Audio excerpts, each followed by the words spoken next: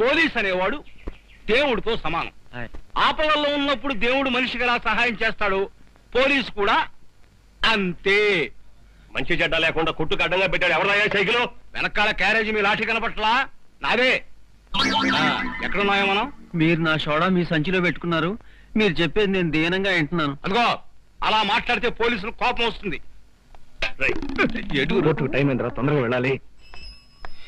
ఆ సైకిల్ ఎక్కి లాగించే నేను తాపిగా వస్తా. ఏదో టీ కొట్టు. మన వస్తువుల్ని మనం చూసుకోకపోతే ఆ భగవంతుడు కూడా మనల్ని. గంగిరాజును పాపారావు కొట్టినట్లుగా సాక్ష్యం ఉందా? ఉంది యువరానా. నా క్లయింట్ను కొట్టినట్టుగా కళ్ళారా చూసిన సాక్షి రాజబాబు అనే వ్యక్తి ఉన్నాడు. రాజబాబు, రాజబాబు, చూడు మిస్టర్ రాజబాబు, గంగిరాజ్ అనే వ్యక్తిని పాపారావు అనే వ్యక్తి దారి కాచి కొట్టడం నువ్వు చూసావా? చూశాను సార్, నా కళ్ళారా చూశాను. అయితే వివరంగా చెప్పు. ఏముంది సార్, నేను రోడ్డు మీద ఒంటరిగా నడుచుకుంటూ వస్తున్నాను. ఒక ఇంట్లోంచి గంగిరాజ్ బయటకు వచ్చాడు. అతను బయటకు రావడం ఏంటి, ఈ పాపారావు అమాంతం అతని మీద పడి దారుణంగా కొట్టి పారిపోయాడు. That's all your honour. Cross examine please. చూడు మిస్టర్ రాజబాబు. చూస్తున్నాను మిస్టర్ లాయర్ బాబు. ఆ సమయంలో ఆ వీధిలోకి నువ్వెందుకు వెళ్ళావు? ఇలా సాక్ష్యం చెప్పాల్సిన తలరాత నా నుదుటిని రాసి పెట్టున్నందుకు.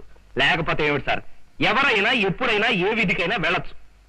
పాపారావు గంగిరాజును కొట్టడం నువ్వు ఎంత దూరం నుంచి చూసావు?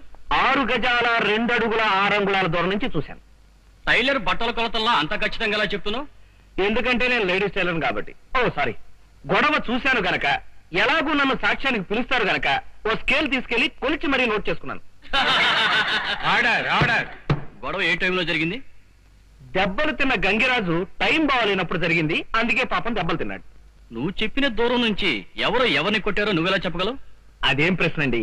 మనిద్దరం కోర్టు వెనకాల గదిలోకి వెళ్లి కాసేపు ఆగిన తర్వాత బయటకు వచ్చాం అనుకోండి, అప్పుడు మీ ముక్కు పచ్చడై, దవడ వాచిపోయి, పళ్ళు రాలిపోయి, దరిద్రం ముఖంతో మీరు, చిరునవ్వులు చిందిస్తూ నేను, వీళ్ళందరూ కనిపించాం అనుకోండి, అప్పుడు ఎవరిని కొట్టారో ఎలా తెలుస్తుంది? నాకు తగిలిన దెబ్బలను బట్టి.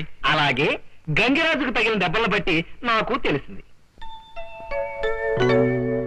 సాక్ష్యాన్ని బట్టి గంగిరాజుని పాపారావు కొట్టినట్లుగా నిర్ధారణ చేసి పాపారావు గంగిరాజుకి 10,000 రూపాయలు నష్టపరిహారం ఇవ్వవలసిందిగా తీర్పు ఇవ్వడమైనది.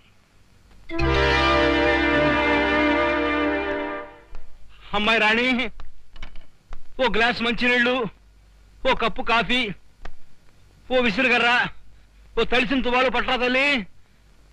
ప్రాప్తం లేదు, పోయింది. చెంత రాసి పెట్టుంటే అంతే. ఏం నాన్న పోయింది? ఉద్యోగమా? పోలీస్ ఉద్యోగం పోతే పోయిందిలే నాన్న. దొంగల గుంపులో చేరి లీడర్ అవ్వచ్చు. అబ్బా, వేళాకాలం ఆడకమ్మా. పోయింది ఉద్యోగం కాదు, సైకిల్. లక్షణమైన సైకిల్. హ్యాండిల్ బారు, బెల్లు, బ్రేకు, క్యారేజీ ఫెడల్తో కలిసి పోయింది. నిజంగా? పోలీసోడివి నువ్వు సైకిల్ పట్టుకోవాలి గాని నీ సైకిల్ పోవడం ఏంటి నాన్న?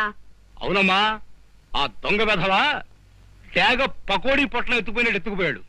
ఇంకా నయం, నా టోపీ ఎత్తుకుపోలేదు.